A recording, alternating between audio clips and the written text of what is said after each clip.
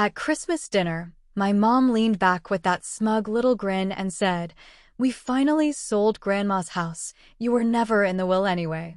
My sister burst out laughing. Good, he'd just waste the money. I didn't even flinch. I just took a slow sip of my wine, looked at them, and said calmly, "Cool. Hope you're enjoying the payout, since I'm actually the one who bought it." The whole table went dead silent. You could hear the clock ticking. Imagine discovering your own family not only lied about your inheritance, but actively stole it, then laughed in your face about your supposed insignificance. That was my Christmas dinner, and it was just the beginning of their reckoning. My name is Noah, and for as long as I can remember, I was the odd man out in my family. Not in a charming, quirky way, more like a puzzle piece forced into the wrong box. I was the forgotten middle child, sandwiched between my golden girl older sister, Jenna, and my pampered younger brother, Tyler. They got all the attention, all the hand-holding, all the drama. Me? I was quiet, responsible, never asked for much, and in return, I got exactly nothing. The only place I ever felt seen was at my Grandma Lorraine's old house. It was this beautiful, creaky two-story place with maple trees that glowed gold in the fall. She'd sit on her front porch, humming Sinatra, calling me her favorite listener. She knew. She saw the way Mom would roll her eyes when I spoke, how Dad only talked sports with Tyler and grades with Jenna. Grandma Lorraine was the one person who made me feel like I mattered. She taught me to garden, how to cook a perfect pot roast, and she'd always save me the last scoop of mashed potatoes, even when Jenna whined about it. Then she died. I was 21, away at college, and couldn't afford the flight home. My parents? They didn't offer to help. They didn't even tell me the funeral was moved up until the morning of. By the time I got the voicemail, she was already buried. Small family thing, they said. Everyone's grieving, it's not about you. But it always felt like it was about me, or rather, my exclusion. Like I was just a footnote in my own story. Years passed. I built a life out west, climbed the ladder in software development. I kept my distance, not out of anger, but out of that quiet, self-preserving instinct you develop when you're tired of begging for love. Family contact was rare, a late happy birthday text or an invite to a reunion only after Jenna realized she needed my share for the Airbnb. I rarely went, and when I did, I stayed quiet, smiled through the side comments, and left early. But there was one string still tying me to them: Grandma's house. After she passed, my parents took over the property. They told us, me, Jenna, and Tyler, that Grandma had simply left it to them for simplicity's sake. And, because I was a broke college student and knew nothing about inheritance law, I believed them. The house sat empty for years, a quiet ghost of the life it once held. Tyler would use it to get his head on straight, Jenna for me time. I visited once, maybe 2 years after the funeral. It still smelled like her lavender and cinnamon. Her rocking chair was still there.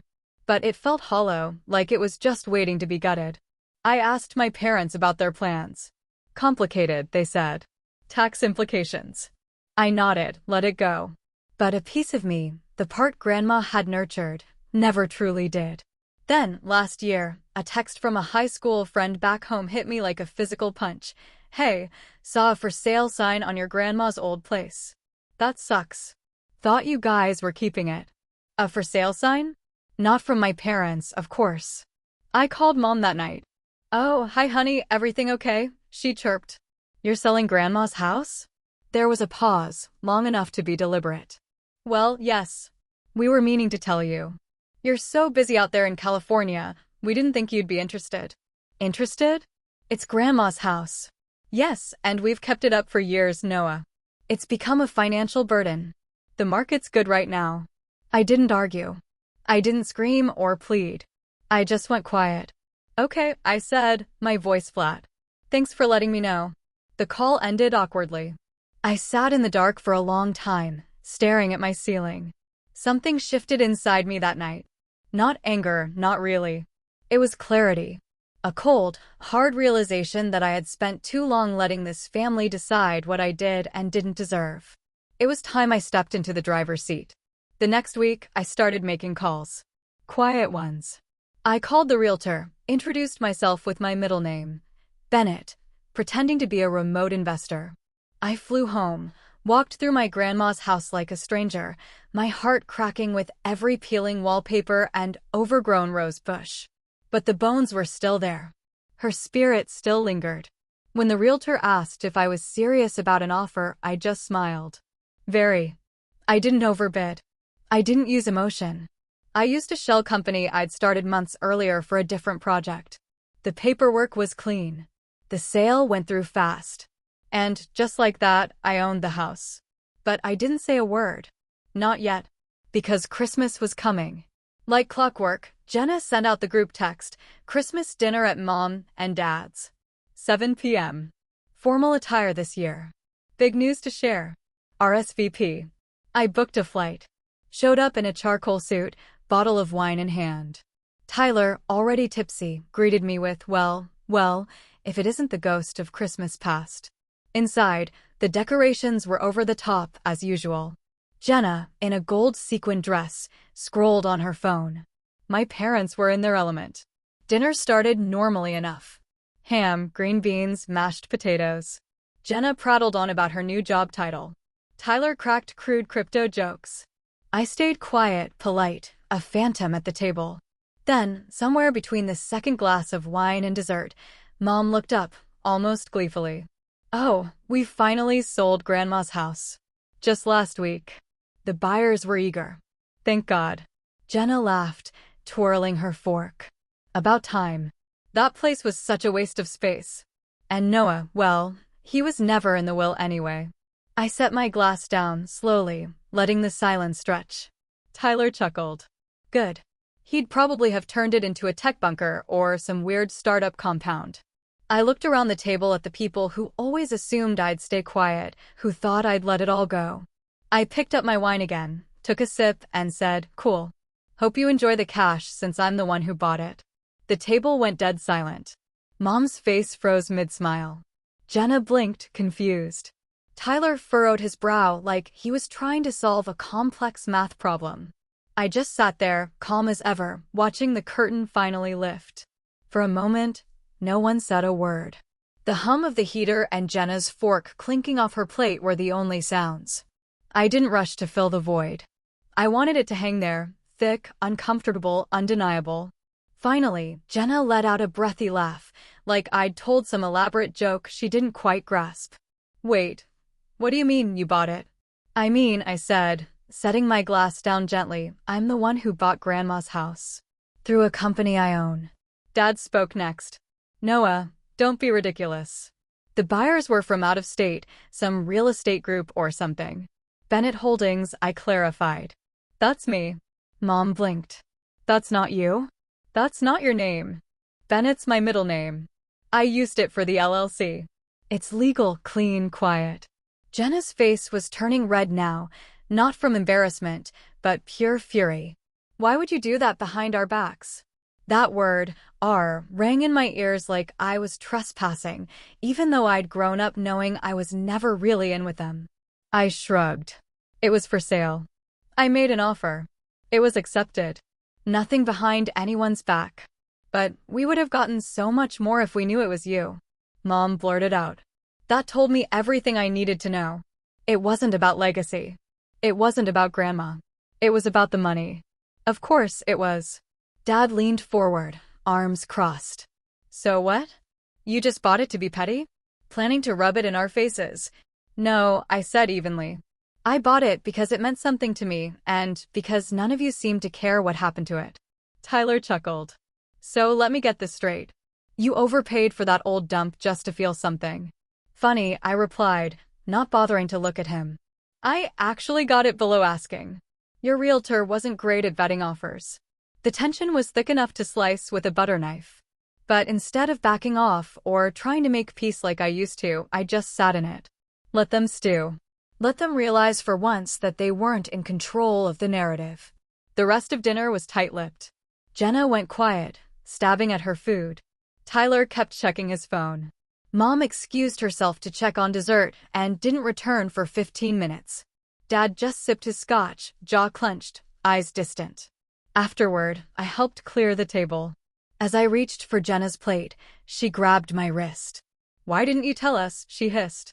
"You think this makes you better than us or something?" I paused, looking her dead in the eye. "No. I think it means I stopped waiting for permission to do what felt right." She dropped my wrist like it burned her. "You're unbelievable." "You're welcome to come by sometime," I added. "Maybe I'll show you the garden. I'm thinking of planting sunflowers." She stormed off. After dessert, I made my excuses. Early flight. Thanked them for dinner. Hugs were avoided, save a half-hearted one from Dad, stiff as a plank. But as I turned to leave, Mom followed me to the door. "You blindsided us," she said, voice low but sharp. "This family has always made decisions together. You know that." I stopped, hand on the doorknob. "You mean you and Dad make the decisions?" Jenna cheers. Tyler coasts. "And I'm just supposed to go along with it." I turned to face her. "That's not fair." "No," I said, "what's not fair is you telling me I wasn't in Grandma's will. Like that was something to laugh about. Like I didn't matter to her." She flinched, just slightly, but it was there. I opened the door. "I'll see you around." I walked out into the cold, the night air biting but clean, freeing. Back at my hotel, I lay on the bed, fully dressed, staring at the ceiling. I expected to feel triumphant, but instead, I felt unsettled, like I'd pulled back the curtain and finally seen them for who they really were. And part of me hated that I wasn't even surprised. The next morning, that's when the fallout started. Tyler was first. "Bro, Mom's losing it. She thinks you manipulated them." Then Jenna, real classy Noah. "Can't believe you'd lie just to spite us." Finally, Mom's more passive-aggressive. "We're disappointed, but not surprised. Your actions have consequences. Don't expect us to support you if things go south." Support. I stared at that word. I'd never asked them for anything. Not when I couldn't afford the funeral. Not when I struggled with rent. Not when I got my first big promotion and no one even replied to my group text. They'd done nothing but withhold. And now they acted like I'd betrayed them. Over the next few weeks, it escalated. Little bombs in the extended family group chats, so grateful Jenna helped us through all the estate stuff. Some people just care about the money. Can't believe how people twist things. Then came the calls from aunts, uncles, cousins. Polite but probing. "Noah, I heard you bought the house. Why didn't you say anything sooner?" I didn't feed the fire. It's complicated, I'd say, letting them draw their own conclusions. But behind the scenes, I was preparing. I wasn't done. Not yet. While they were busy trying to rewrite the story, I was quietly digging into the one thing they never expected me to look at, Grandma's actual will. And what I found changed everything. The will was never supposed to be complicated. That's what Mom always claimed. It was left to us. Simple and clean. Grandma didn't want to cause drama. And because I was so used to being excluded, I believed it. Or maybe I just didn't have the energy to question it back then. But after that Christmas dinner, I couldn't shake the feeling. Something didn't sit right. Mom's smirk, Jenna's laugh, the speed at which they sold the house once I started asking questions. So, one quiet evening, curled up on my couch with a laptop and a stiff drink, I started digging. I started with public records, the sale deed from Grandma to my parents. Nothing surprising except the date. The property had been transferred 3 weeks after Grandma's funeral, not through her will, but through a quitclaim deed. That was my first red flag. Why a quitclaim deed instead of probate? And why when I knew she had a will? I called the county records office. The woman on the phone, a little bored, pointed me to the probate filings from the year Grandma died. And there it was, plain as day. Lorraine Davis, deceased. Will filed. I requested a copy. It arrived 5 days later. I opened the envelope with trembling hands, sitting alone at my kitchen table. My eyes scanned the page, my heart thudding as I read. I, Lorraine Davis, being of sound mind and memory, do hereby declare this to be my last will and testament. Her voice rang in my head. I could almost picture her writing it at her old oak desk. Then I reached the section that shattered me. To my beloved grandson, Noah James Davis, I leave my home and all its contents, as he has always valued the history and heart of our family. I trust he will preserve what matters. I had to read it 3 times before I believed it. Not Mom, not Dad, not Jenna or Tyler. Me. She had left the house to me. And somehow I'd never been told. Never seen this. Never even heard a whisper of it. The rest of the will distributed other things, jewelry to Jenna, Grandpa's old watch to Tyler, savings to an animal shelter. But the house? That wasn't an oversight. That wasn't a simple transfer. It was deliberate. Specific. And they'd lied. Not just omitted, they lied. They told me I was never in the will. They'd mocked me at dinner, made me feel like a fool, all while knowing they had stolen something meant for me. Something ruptured inside me. Not anger, not sadness, but something deeper, a kind of betrayal that coils in your gut and hollows you out. For a long time, I sat there unmoving. The paper lay in front of me, real and solid and damning. My hands trembled. My teeth clenched. She trusted me, and they took it anyway. The more I thought about it, the more things made sense. Why they rushed the sale. Why they never showed me the paperwork. Why Mom always said the house was too much responsibility for you. They didn't just assume I didn't care. They assumed I'd never look. That I'd stay quiet like I always had. That I'd shrug and disappear into the background. But not this time. The next day, I contacted a lawyer. I laid everything out, what I'd found, how the house had been transferred, the will, the dates. He was calm but visibly intrigued. "Let me guess," he said, flipping through the pages. "Your parents never submitted this version to probate." "Looks like it," I said, voice tight. He nodded slowly. "There might have been an older version that left everything to your mother. They could have filed that one instead. But this version here, it's newer, dated a month before your grandmother passed, and that makes it legally binding. If we can prove this was her last will, and that the quitclaim deed was executed under false pretenses, then yes, you have a case." A case? That word echoed in my head. I wasn't sure I even wanted the legal battle. It wasn't about clawing back every cent. It was about what it represented. About how easily they'd erased me from the narrative, from my own inheritance. How comfortably they'd sat around a holiday table, smug and secure, laughing at the idea that I might matter. I didn't respond to the group texts after that. I didn't return Jenna's passive-aggressive calls. Tyler tried to play peacemaker. "You guys just need to talk this out," or "Mom's stressed. Don't make it worse." I ignored them all. Instead, I went back to the house. My house. It was early spring. The yard still thawing, the paint chipping, the porch creaking. But it was mine. And as I stepped onto the property, I felt something shift. A calm resolve settled over me, as sure as gravity. I unlocked the door, walked through the hallway, and found myself in the study. The same desk where Grandma probably wrote that will, her lamp still there, dusty but intact. I sat, opened my laptop, and started writing a letter. Not to my family. To the estate attorney's office. Because there were more things I needed to know. If they forged paperwork once, who's to say it was only the house? The thing about betrayal is that it doesn't hit you all at once. It trickles in, a little more each day. Like a leak in the ceiling, silent, steady, rotting everything beneath the surface before you even realize what's been damaged. That's what the weeks after discovering the will felt like. Quiet rot. I didn't tell anyone. Not my closest friends. Not the woman I'd been casually seeing. Not the guy at work who once called me his emergency contact. I didn't know how to talk about it. How do you explain that your family stole your inheritance, lied to your face, then mocked you for not being included in something that was yours all along?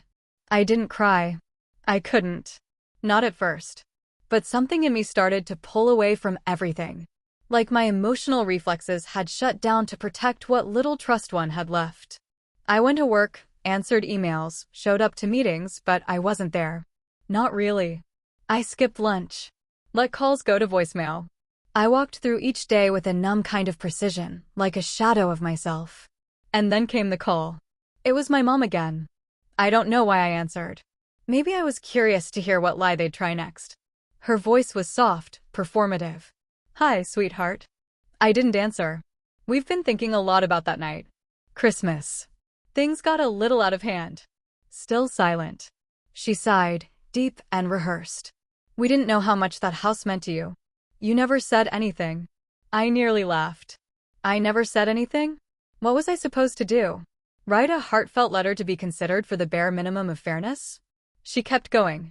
We understand you're upset, but you have to see this from our side. We were trying to make things simpler, less messy. You've always had your own life out there. And, well, your sister and Tyler have had a rough few years. There it was. The justification. Jenna's failed engagement and mountain of debt. Tyler's inability to hold down a job. All somehow relevant. Meanwhile, I'd quietly built something stable, functional, and that made me less deserving. I found Grandma's will, I said, coldly. Silence. The most recent version. The one that names me as the sole heir to the house. Another pause. A slight hitch in her breath. That can't be right. There was an earlier one. There was. I interrupted. But this one's dated a month before she passed, which makes it the valid one. You didn't probate it. You filed the old one, transferred the house by quick claim, and hoped I'd never check. Her tone sharpened. That's a serious accusation, Noah. No, I said, my voice finally rising. What you did was serious. I'm just tired of pretending it didn't happen. She went quiet again. And then she hung up. No goodbye, no apology. Just silence. That silence became the defining noise of the next month. I expected a storm, more angry texts, maybe even a legal response. But instead, they went dark completely, as if scrambling behind the scenes, figuring out how to spin this. Meanwhile, I started to spiral. I'd like to say I rose above it, that I held my head high, but I didn't. Not right away. I stopped showing up at work for a few days, claiming food poisoning. I drank too much, ate too little, wandered around the house late at night with a flashlight, trying to feel close to Grandma again, trying to feel anything again. I found her old journals in a dusty box beneath the staircase. For hours, I sat on the wooden floor, flipping through them. Her handwriting, loopy, elegant, patient, calmed something in me. In one entry, dated just a week before she died, she'd written, I finalized the new will. It's what feels right. I love all my grandchildren, but only one of them ever sat with me without needing anything. Noah will care for this home. I know he will. That was the moment I broke. Not in anger, but in grief. I wept quietly in that old, hollow house. For her. For the child I used to be. For the version of me that still clung to the hope that this family, my family, might one day see me. I stayed the night on the old couch. No heat, just a blanket and the smell of aged wood and memory. But for the first time in weeks, I slept. Deep, uninterrupted sleep. The next morning, I made a decision. I wasn't going to fight them yet. I wasn't going to launch a public family war. Not while they were still pretending nothing had happened. That's what they expected. Drama, noise. Me swinging wildly out of desperation. No. I was going to plan quietly, strategically. I started meeting with my lawyer more regularly, building a timeline, collecting every text, every voicemail, every signed document.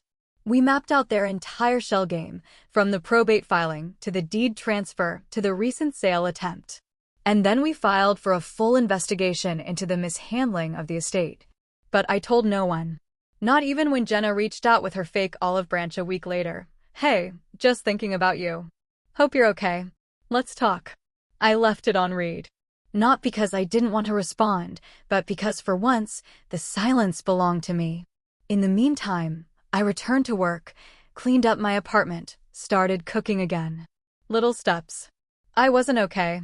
Not fully. But I was moving again, and that mattered. Back at the house one weekend, I noticed something new. A car parked down the street. Same one, 3 days in a row. At first, I thought it was just a neighbor's guest. But on the 4th day, I recognized the driver, Dad. He didn't approach. Didn't get out. Just sat there, watching. He thought I didn't notice. But I did. And I realized something important in that moment. They weren't scared of losing money. They were scared of losing control. Which meant for the first time in my life, I had leverage. And I wasn't done using it. For most of my life, my family's attention, or lack of it, dictated how I moved through the world. I was shaped by their indifference, their favoritism, their constant need to remind me that I was the quiet one, the forgettable one, the one who always had enough and didn't need help. It wasn't until they took something sacred from me, Grandma's house, that I finally understood what I had let them get away with. But once I saw it clearly, there was no going back. I'd hit bottom, sure, but something about rock bottom gives you a perfect view of everything above you. And I was ready to climb. The first step was reclaiming space. Not just the physical house, but the mental room they'd taken up in my life. I deleted the family group chat, blocked Jenna and Tyler on social media, and quietly set new boundaries with extended relatives. When my Aunt Carol messaged me a half-hearted, "Hope you're doing okay. Your mom's very upset," I didn't respond. I didn't owe anyone an explanation. Let them talk. Let them guess. I was done performing.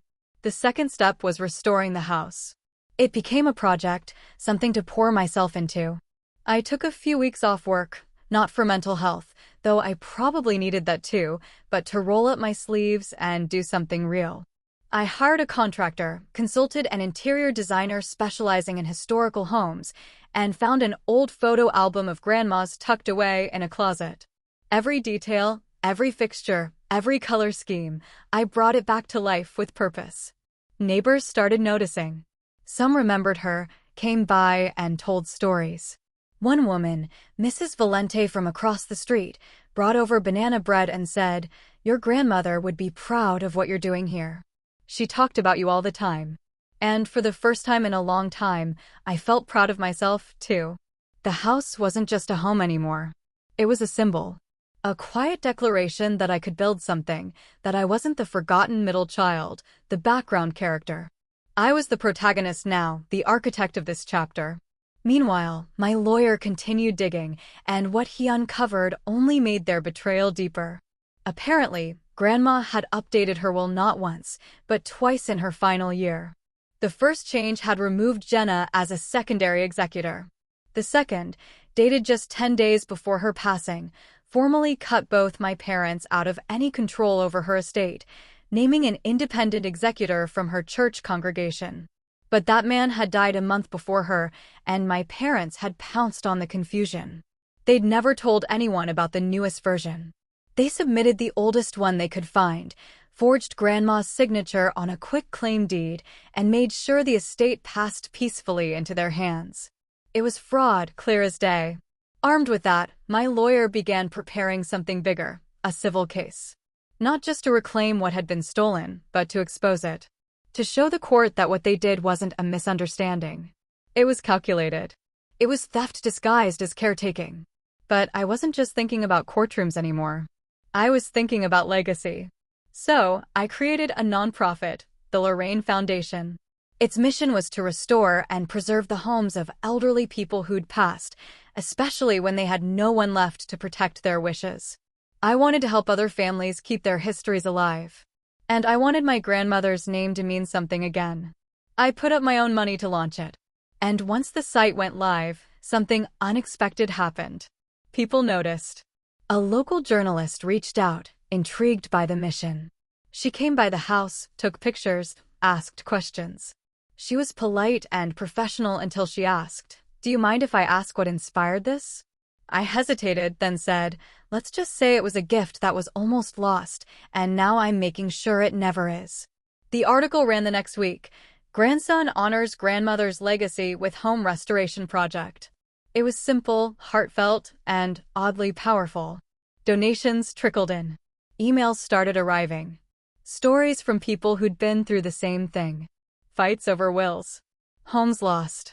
Memories erased. I wasn't alone. And then the silence from my family finally broke. Jenna emailed me with a subject line that just said, "We need to talk." I didn't open it. 2 days later, Tyler called from an unknown number. I picked up out of curiosity. "No, man. Come on. This is getting out of hand." "Is it?" I said coolly. "You're dragging the family through the mud. Everyone's talking about that article." I didn't name anyone. If people are assuming, maybe that's on them. "You're seriously going to sue Mom and Dad after everything?" I almost laughed. "After everything? You mean after they stole my inheritance and tried to gaslight me into thinking it never existed?" He was quiet. I added, "You all made your choices. Now I'm making mine." I hung up. Something about that moment felt final, like a door closing behind me that I no longer had any interest in walking back through. And just when I thought things had settled, the final piece dropped into place. My lawyer forwarded me an email from a bank in town. Apparently, Grandma had a small trust fund, nothing massive, just under $40,000, meant to go to the heir of her house for repairs, upkeep, or personal development. It had never been claimed because no one told me it existed. Because they assumed I wouldn't look. But I had. And now it was mine. With it, I finished the final phase of the home's restoration. I turned the upstairs bedroom into a community reading room, installing a little plaque by the door for Lorraine, who listened when no one else did. And people came, neighbors, old friends of hers, curious visitors who'd read the article. The house became alive again. Not just with furniture or wallpaper, but with purpose.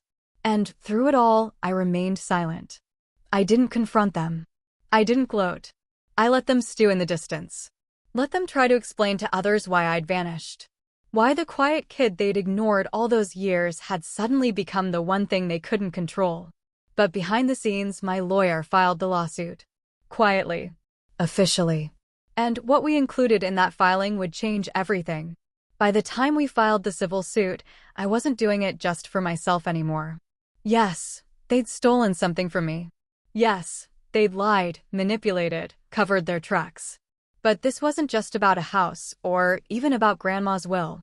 It was about the pattern. The system they'd created within our family, where control flowed one way and dissent was treated like betrayal, where silence was expected and questioning the status quo was met with thin smiles and quiet punishment. And I wasn't going to be silent anymore. My lawyer, James, was brilliant. Sharp without being flashy, methodical without being cold. He understood the stakes immediately. We're not just proving fraud, he said, sliding the paperwork across his desk. We're showing a long-standing pattern of intentional misrepresentation. This isn't a clerical error. It's a cover-up. The suit outlined 3 main charges: fraudulent concealment of the valid will, unlawful transfer of property through a forged quitclaim deed, and misappropriation of estate assets, including the trust Grandma had set aside for me. They weren't scared of losing money. They were scared of losing control. Which meant for the first time in my life, I had leverage. And I wasn't done using it. For most of my life, my family's attention, or lack of it, dictated how I moved through the world.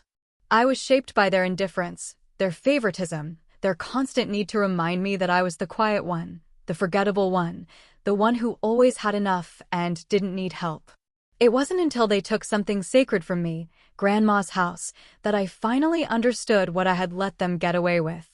But once I saw it clearly, there was no going back. I'd hit bottom, sure, but something about rock bottom gives you a perfect view of everything above you. And I was ready to climb. The first step was reclaiming space. Not just the physical house, but the mental room they'd taken up in my life. I deleted the family group chat, blocked Jenna and Tyler on social media, and quietly set new boundaries with extended relatives. When my Aunt Carol messaged me a half-hearted, "Hope you're doing okay. Your mom's very upset," I didn't respond. I didn't owe anyone an explanation. Let them talk. Let them guess. I was done performing. The second step was restoring the house. It became a project, something to pour myself into. I took a few weeks off work, not for mental health, though I probably needed that too, but to roll up my sleeves and do something real. I hired a contractor, consulted an interior designer specializing in historical homes, and found an old photo album of Grandma's tucked away in a closet. Every detail, every fixture, every color scheme, I brought it back to life with purpose. Neighbors started noticing. Some remembered her, came by, and told stories.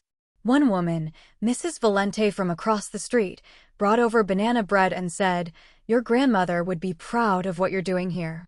She talked about you all the time." And for the first time in a long time, I felt proud of myself, too. The house wasn't just a home anymore. It was a symbol. A quiet declaration that I could build something, that I wasn't the forgotten middle child, the background character. I was the protagonist now, the architect of this chapter. Meanwhile, my lawyer continued digging, and what he uncovered only made their betrayal deeper. Apparently, Grandma had updated her will not once, but twice in her final year. The first change had removed Jenna as a secondary executor. The second, dated just 10 days before her passing, formally cut both my parents out of any control over her estate, naming an independent executor from her church congregation.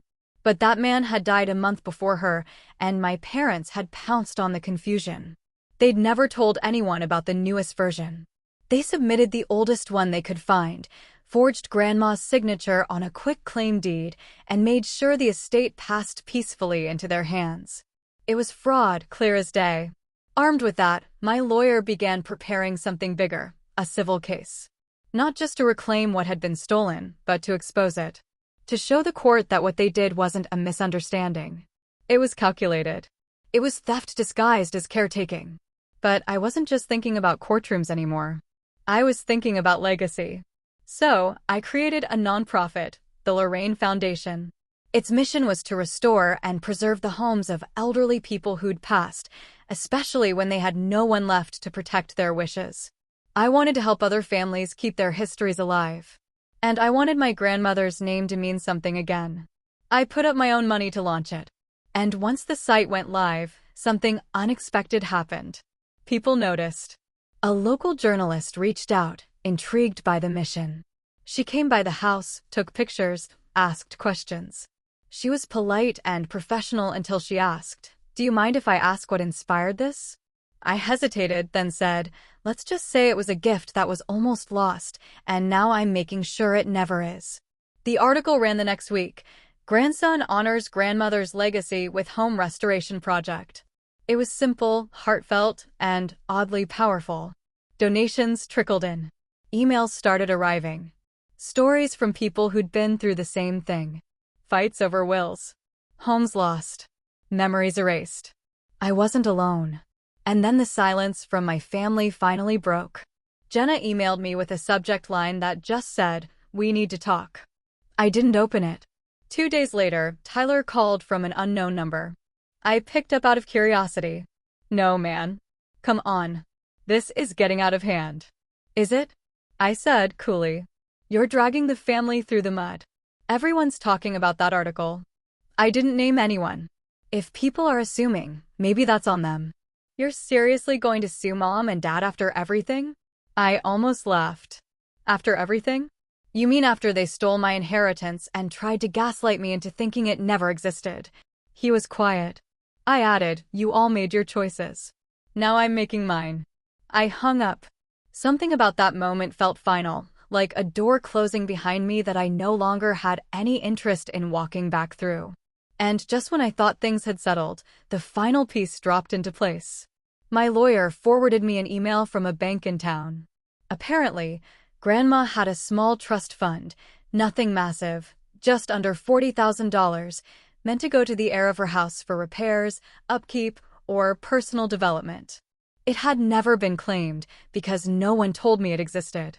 Because they assumed I wouldn't look. But I had. And now it was mine. With it, I finished the final phase of the home's restoration.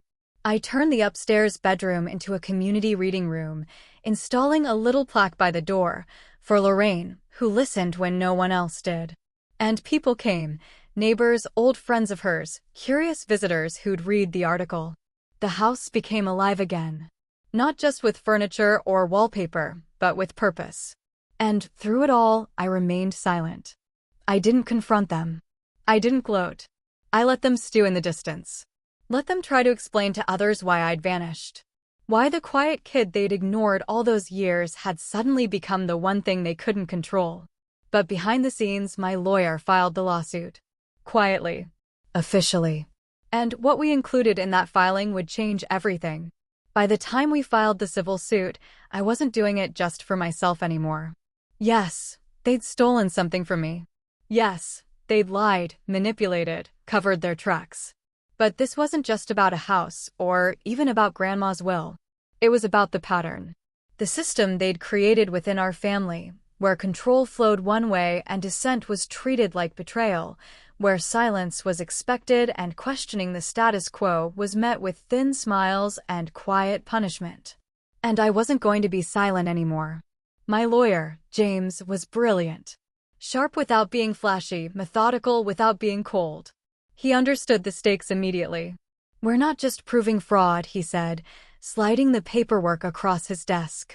"We're showing a long-standing pattern of intentional misrepresentation. This isn't a clerical error. It's a cover-up." The suit outlined 3 main charges: fraudulent concealment of the valid will, unlawful transfer of property through a forged quitclaim deed, and misappropriation of estate assets, including the trust Grandma had set aside for me.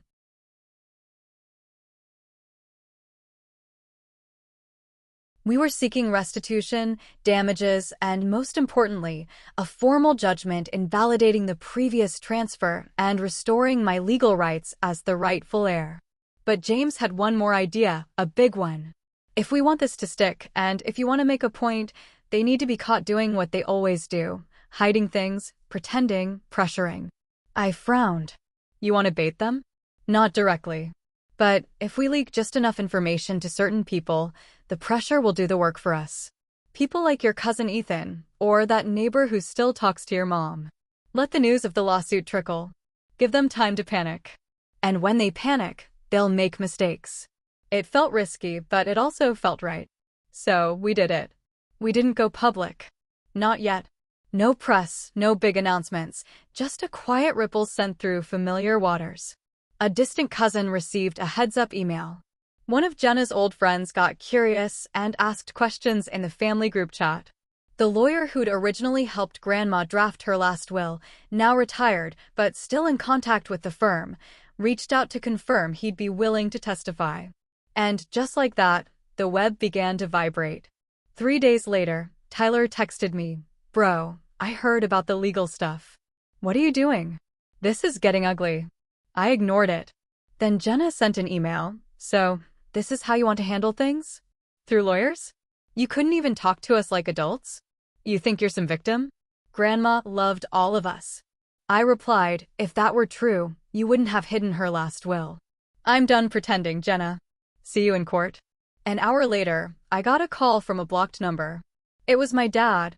"I'm only going to say this once," he said, voice low and sharp. "Drop this. You have no idea the damage you're doing." "No," I said calmly. "I think I do. For the first time, I actually understand it." There was a pause. Then he dropped the mask. "You think this makes you look noble? It makes you look weak, bitter, petty. Do you really want the whole family to know you're trying to bleed us dry?" "I'm not trying," I said. "I'm succeeding." Then I hung up. The next step was bolstering the case. I reached out to Grandma's church. Spoke with a woman named Martha who used to lead the Sunday volunteer crew. She remembered me. She remembered Grandma, and she remembered the conversation where Grandma said she'd updated her will to make sure Noah is the one who gets the house. He's the only one who won't turn it into an Airbnb. Martha agreed to submit a written statement. Then came the accountant. It turns out, in the months before her death, Grandma had started keeping financial records more meticulously than ever. Her CPA, an older gentleman named Wallace, was shocked to hear the house had been transferred so quickly. I remember her being very specific about the will. She wanted everything to go through the proper channels. He provided a copy of an email she'd sent him, dated a week before she passed, summarizing her estate plan, including, "The house goes to Noah. I've told the family this. I hope they honor it. But just in case, I've made the legal documents airtight." That line. That final sentence. It made my stomach twist. She knew. She knew they'd try something. I gave the email to James. He added it to the filing. We also subpoenaed the notary who supposedly witnessed the quitclaim deed. That's when things got interesting. The notary, a woman named Diana, denied ever signing anything related to my grandmother's property. She even provided a log showing she wasn't working on the day the document was allegedly notarized. Forgery. Plain and simple. James smiled when he saw that. This alone could end it. But let's make sure it doesn't just end. Let's make it echo. And so we added one more piece to the puzzle, a formal petition to reopen the probate case, invalidate the fraudulent deed, and transfer legal ownership retroactively to me, along with a request for sanctions. But I wasn't stopping there. I started drafting a public statement, not to release yet, but to have ready for when the case went public, for when they inevitably tried to spin the story. I wrote about what the house meant to me, about Grandma, about what it's like to be erased by the people who are supposed to love you most, and how I wasn't going to let that happen again. And then, just to twist the knife a little deeper, I made one final move. I listed the Lorraine Foundation's first major initiative, the Davis Grant for Ethical Estate Planning, a $10,000 award for families who commit to transparent, fair estate processes and document their stories for public education. I launched it on the Foundation's website quietly, professionally. But I made sure Jenna saw it. How? The digital flyer was posted on a local Facebook group she still followed, her wedding photo from the newspaper 6 years ago still set as her profile picture. She liked it, then unliked it 5 minutes later. I couldn't help but smile, because now the chessboard was set. They could lash out. They could smear me. They could try to spin it. But the documents were filed. The evidence was gathered. The narrative was mine now. And they were about to learn what it felt like to play defense for once in their lives. Court dates have a strange way of making time stretch and fold. The day we finally walked into that courtroom, it felt both long overdue and way too soon. I remember sitting there, pressed slacks, clean-cut suit, my lawyer James beside me, papers meticulously organized, feeling like I was watching a movie, like none of it was real. And yet, this was the most real thing that had ever happened to me. My parents entered together. Jenna followed a few paces behind, heels too loud against the polished floor. Tyler didn't show. Can't say I was surprised. They avoided my gaze. And I didn't offer one. Let them squirm. Let them feel, if only for one day, what it's like to be weighed and measured. The judge was a calm, middle-aged woman with glasses on the tip of her nose and zero tolerance for drama. Perfect. The case began with procedural formalities, then opening statements. James went first. He laid it all out, succinct, methodical, undeniable. We will show, Your Honor, that Noah Davis was not only named as the sole beneficiary of his grandmother's property, but that this fact was knowingly concealed by his parents, who instead filed an outdated will and executed a forged quitclaim deed to transfer the house into their possession. This is not a misunderstanding. It is deliberate fraud. I could feel the air shift in the room.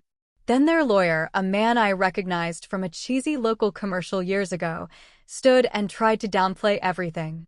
There was no malice here, only confusion. The family did their best during a very difficult time. James let him talk. Then we began to present our case. The will. The trust. The email from Grandma's accountant. The notarization log that proved the deed was forged. Testimony from the church friend, Martha, who recounted the exact conversation about Grandma's intent to leave me the home. The CPA, who walked the court through the email in his inbox, sent just days before her passing. Then came the bombshell. The subpoenaed notary, Diana, under oath, clearly stating she did not witness or sign the deed they'd submitted. James turned to the judge. Your Honor, we're not just talking about deception.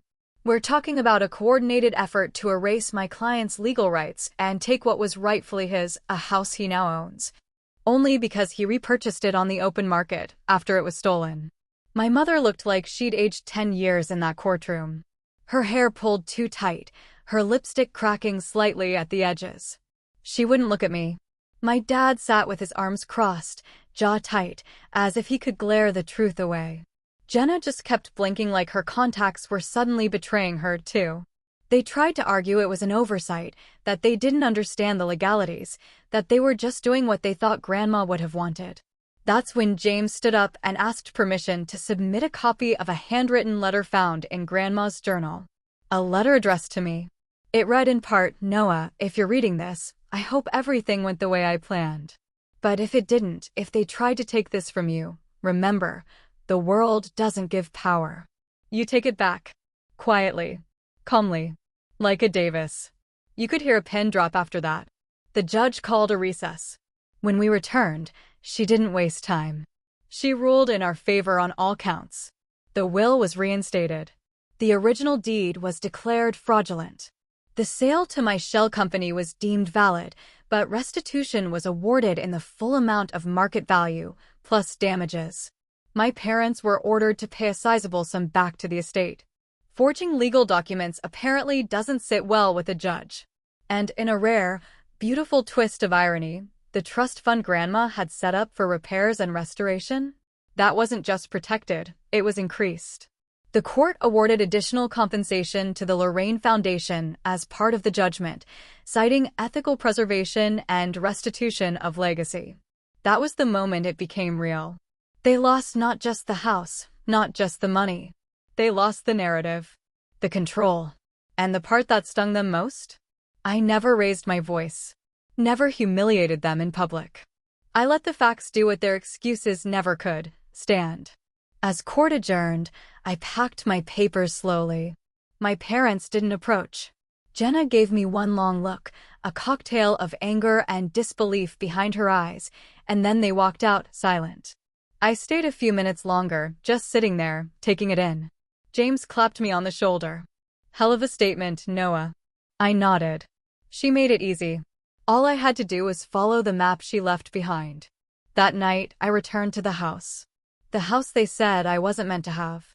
I walked through every room again, touched the railing she used to grip.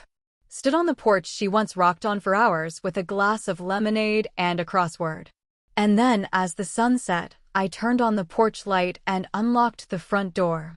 Not for them. Not for reconciliation. But for the community. Because her home, my home, was now more than a place. It was a quiet monument to the truth. In the weeks that followed the verdict, the fallout hit my family like a slow-motion train wreck. Painful, inevitable, and completely self-inflicted. Word spread quickly. Maybe it was the local article. The journalist wrote an updated follow-up titled, "Grandmother's Last Wish, A Legal Battle for Legacy." Or maybe it was the family itself, spinning damage control like a broken record. Either way, the truth had left the courtroom and entered living rooms, church pews, and weekend brunch tables across town. Extended relatives began to reach out, not with sympathy, but with distance. Cousin Ethan called me and said, "I always figured something was weird with how fast they sold the place." "I'm sorry, man. I wish I'd asked more questions." Aunt Carol messaged me a long-winded apology, mostly trying to shift blame to my parents. "You know how your mother gets when she's stressed." But I didn't reply. I wasn't looking for apologies. I was watching the web they'd built unravel thread by thread. My mother was forced to resign from the community council she'd proudly chaired for years. Apparently, members were uncomfortable being associated with someone under public record for estate fraud. Jenna's luxury wedding planning business took a hit. One of her clients pulled out after reading the article. Another requested a refund. She posted a vague Instagram story about cancel culture and family betrayal, but it only stirred more questions. Her follower count dropped, so did her credibility. My father kept a low profile, but I heard from a reliable source, one of his old golfing buddies, that a local investor backed out of a property deal with him. "Didn't like the idea of working with someone who forges signatures," the guy reportedly said. And Tyler. He finally reached out with a text that just said, "I didn't know everything, but I should have. I'm sorry." I thought about replying. I didn't. Because by now, it wasn't about whether they said sorry. It was about what they'd done when they thought I couldn't fight back. I didn't need revenge in the form of screaming matches or public shaming. That wasn't my style.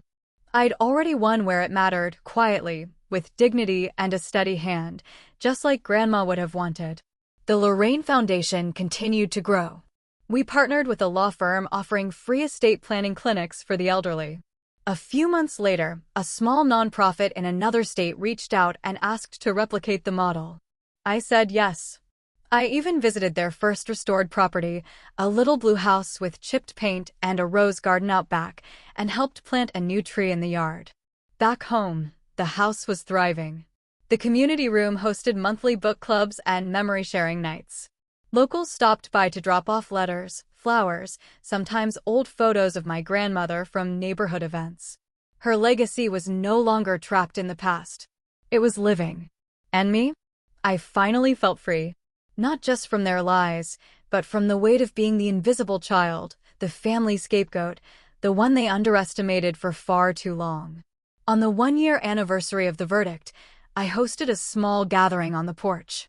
Just a few close friends, some of the volunteers from the foundation, and a quiet playlist of Frank Sinatra humming through an old record player I'd found in the attic. As the sun dipped below the maple trees, I sat on the same wicker chair Grandma once claimed as her throne and looked out across the street. A familiar car passed by slowly. My father behind the wheel, my mother in the passenger seat. They didn't stop, didn't wave, didn't even turn their heads. I just watched them go, peaceful and unmoved. Then I stood up, walked to the front steps, and flipped the porch light on. Let them drive into the dark. This house stays lit.